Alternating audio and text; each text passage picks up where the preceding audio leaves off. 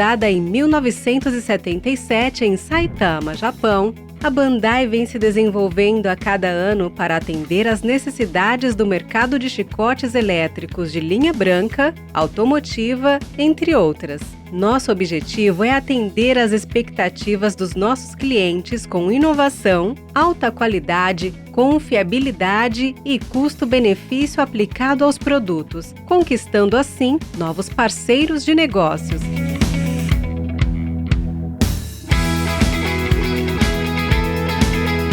A primeira expansão no exterior ocorreu em 1999, onde a Bandai instalou a planta fabril no Vietnã, com um grande aumento de novos produtos e clientes. Em 2014, a Bandai instalou a segunda planta fabril no México. Em 2017, construiu a terceira planta industrial na Filipinas. Em 2018, instalou a quarta planta fabril no Brasil. E está localizada na cidade de Sorocaba, São Paulo, às margens da rodovia Castelo Branco, com fácil acesso às grandes montadoras, clientes e fornecedores.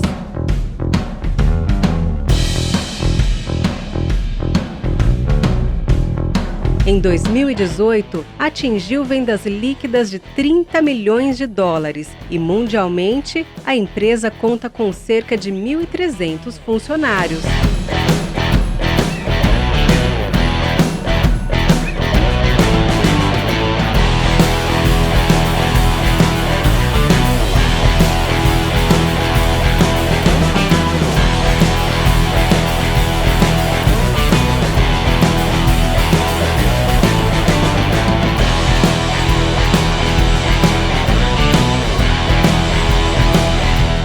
Através do nosso trabalho, temos como meta nos relacionarmos com todas as pessoas envolvidas, no intuito de sempre estar transformando-a em uma empresa ainda melhor, melhorando sempre o ambiente de trabalho e contribuindo com a sociedade.